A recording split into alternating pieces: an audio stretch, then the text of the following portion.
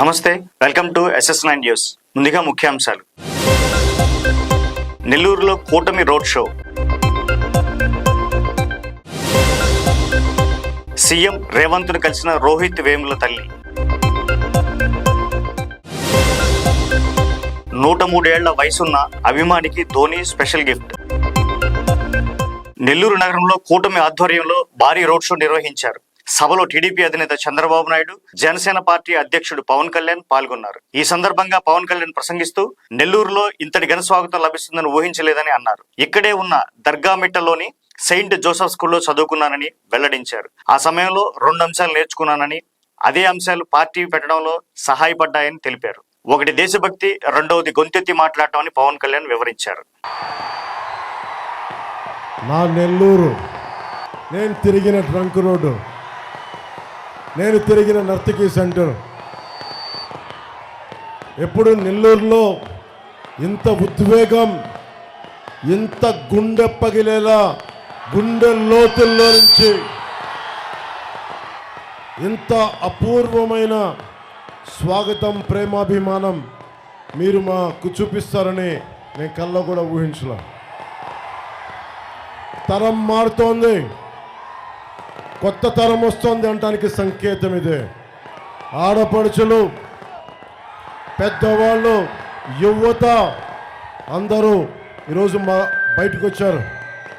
నేను మీకు మాటిస్తున్నా, కొత్త ప్రభుత్వం వస్తుంది, కూటమి ప్రభుత్వం వస్తుంది. మన భవిష్యత్తుకి మీకు అండగా ఉండటానికి, మీకు బంగారు బాట వేయడానికి, మీకోసం పోరాటం చేయడానికి, మబ్బుల్లో పరిగెత్తే పిడుగుల్లాంటి మీకు అండగా నిలబడటానికి.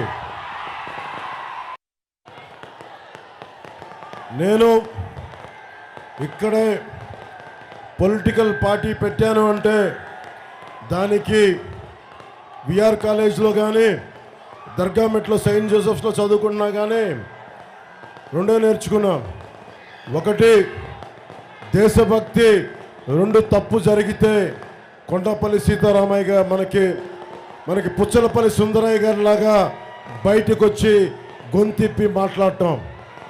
మన రామచంద్రారెడ్డి గారిది ప్రజా వైద్యశాల ఉంది, పుచ్చలపల్లి సుందరయ్య గారిది పోరాట స్ఫూర్తి ఉంది. ఇవన్నీ ఇక్కడే అర్థం చేసుకున్నా, స్ఫూర్తిని తీసుకున్నా. ఫతేఖాన్పేటలో మనకి మూలాపేట, రంగనాయకులపేట, ఇవన్నీ నాకు బందవరకు సంతపేట, ఇవన్నీ తిరిగిన వాడిని. నాకు ఈ రోజున మీకు మాటిస్తున్నా, వేమిరెడ్డి ప్రభాకర్ రెడ్డి గారు కానీ, నారాయణ గారు కానీ బలమైన మెజారిటీతో గెలిపించి నేను మన జనసేన నాయకులకి, జనసేన మద్దతుదారులకి, ప్రతి ఒక్కరికి పేరు పేరున తెలియజేస్తున్నాం. దేశవ్యాప్తంగా సంచలనం సృష్టించిన వేముల రోహిత్ ఆత్మహత్య కేసును తెలంగాణ పోలీసులు క్లోజ్ చేశారు. ఈ విషయంపై వేముల రాధిక ముఖ్యమంత్రి రేవంత్ రెడ్డిని కలుసుకున్నారు. తన కొడుకు ఆత్మహత్యకు పాల్పడేందుకు కారణమైనటువంటి వారిని చట్టపరంగా శిక్ష పడేలా చూడాలని అభ్యర్థించారు. ఈ మేరకు సీఎం రేవంత్ రెడ్డికి ఓ వినతి పత్రం అందజేశారు. సీఎం రేవంత్ రెడ్డి స్పందిస్తూ వేముల రోహిత్ ఆత్మహత్య కేసు ఇప్పటికే రీఓపెన్ చేయించామని వివరించారు. రోహిత్ మరణానికి కారణమైన వాళ్లను శిక్ష పడేలా న్యాయం చేస్తామని హామీ ఇచ్చారు. ఈ కేసును రీఓపెన్ చేసినందుకు సీఎం రేవంత్ రెడ్డికి రాధిక కృతజ్ఞతలు తెలిపారు. తెలంగాణ నుంచి ఆంధ్రాకు స్కూటీలో గుట్టు చప్పుడు కాకుండా మద్యం తరలిస్తున్న వ్యక్తిని గురువారం రాత్రి నందిగామ పట్టణ శివారులో చాకచక్యంగా ACB Ravikiran, CI Hanish team పట్టుకున్నారు. స్కూటీ నుండి 100 క్వార్టర్ల తెలంగాణ మద్యం బాటిల్ స్వాధీనం చేసుకున్నారు. ఏసీపీ రవికిరణ్ మాట్లాడుతూ రానున్న సార్వత్రిక ఎన్నికల నేపథ్యంలో భద్రత కట్టుదిట్టం చేశానని అన్నారు.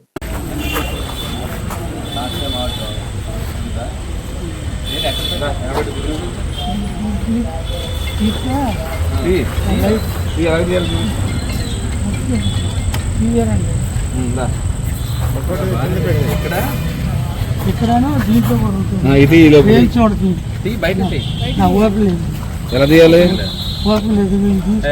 మళ్ళీ దీన్ని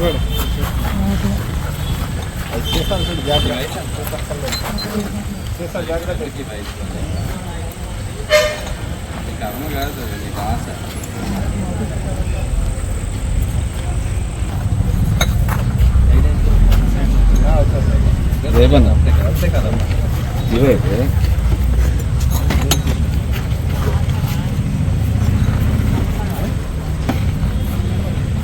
మొత్తం లెక్క ఇప్పుడు ఇవి చూపించండి.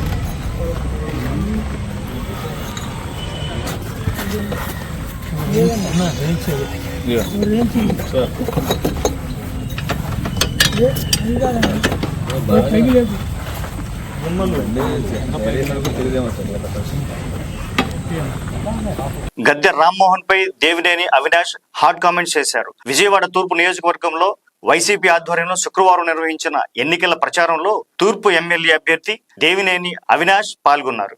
ఆయన మీడియాతో మాట్లాడుతూ చంద్రబాబును మరియు గద్దె రామ్మోహన్ ను ప్రజలు చేదరించుకుంటున్నారని అన్నారు. గద్దె రామ్మోహన్ తాను ఓడిపోతానని తెలిసే ప్రజల్లో అసత్య ప్రచారాలు చేస్తున్నారని మండిపడ్డారు.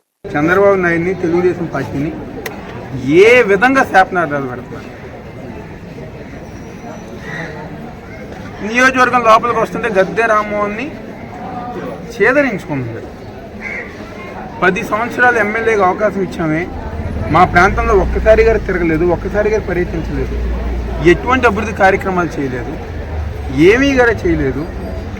మళ్ళీ ఈరోజు ఏ మొహం పెట్టుకుని గద్దె రామ్మోహన్ ఓట్ల కోసం వస్తున్నారని చెప్పని చేదరించుకుంటుంది. అందుకే ఆయన తిరగట్లా. మీరు గమనించండి, గద్దె రామ్మోహన్ సరిగ్గా తిరగట్లా. వాళ్ళ కుటుంబ సభ్యులను లేకపోతే వాళ్ళ పార్టీ వాళ్ళు వస్తున్నారు కానీ గద్దె రామ్మోహన్ రాట్లా. ఎందుకంటే గద్దె రామ్మోహన్ వస్తే ప్రజానికం తిరగబడి గద్దె రామ్మోహన్ మీద ఎదురు తిరుగుతారని చెప్పిన భయంతో ఈరోజు కొత్త మొహాలు పంపిస్తున్నారు.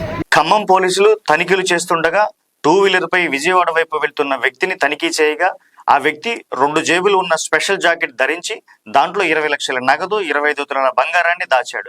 ఖమ్మం రూరల్ సిఐ ఆ వ్యక్తి దగ్గర నుండి నగదు మరియు బంగారాన్ని స్వాధీనం చేసుకున్నారు. పట్టుబడ్డ వ్యక్తిని పోలీసులు విజయవాడకు చెందిన వ్యాపారిగా గుర్తించినట్లు సమాచారం.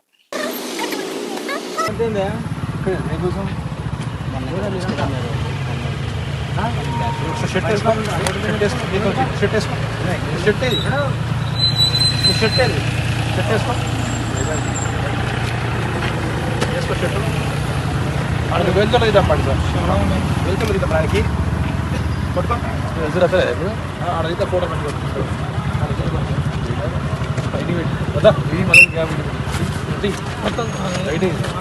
చాలా ఉన్నాయి. సెల్ఫోన్ లైట్ గీత వీడియో అంతనే ఉంది. లైట్ సెల్ఫోన్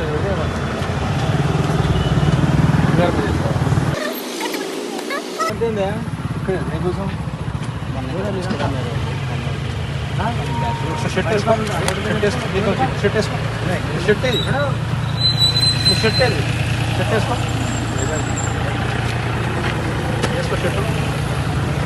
వెళ్తున్నది తప్పండి సార్, వెళ్తున్నది తప్పడానికి పట్టుకో అడిగితే ఫోటో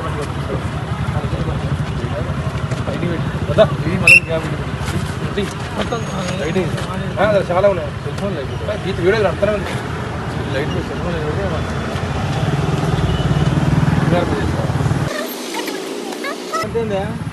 నీకోసం షర్ట్ వేసుకో, షర్ట్ వేసుకో, షర్ట్ వేసుకో, షర్ట్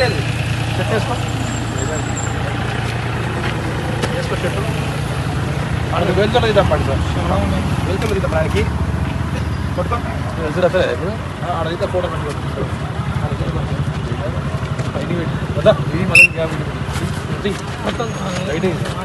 చాలా ఉన్నాయి. సెల్ఫోన్ లైట్ గీత వీడియో అంతనే ఉంది. లైట్ సెల్ఫోన్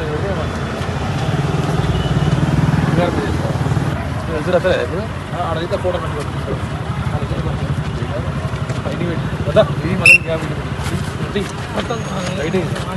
చాలా ఉన్నాయి. సెల్ఫోన్ లైట్ గీత వీడియో అంతనే ఉంది. లైట్ సెల్ఫోన్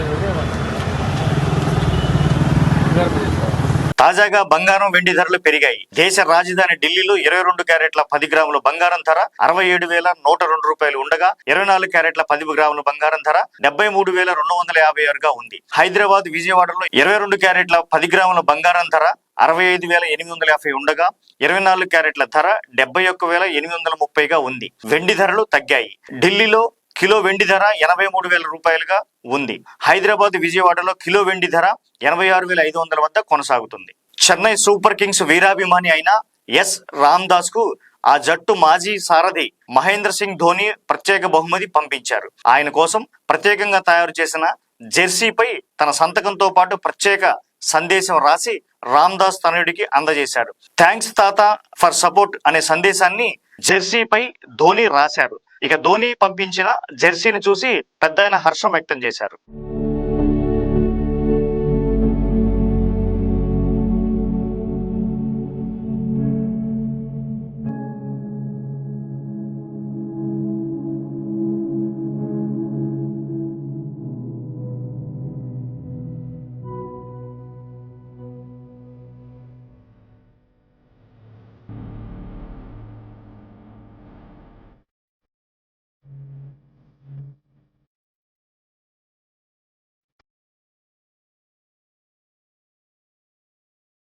వార్తలు ముగించే ముందు ముఖ్యాంశాలు మరోసారి.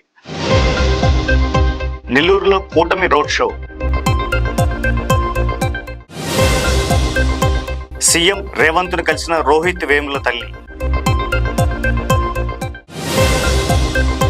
103 ఏళ్ల వయసున్న అభిమానికి ధోని స్పెషల్ గిఫ్ట్.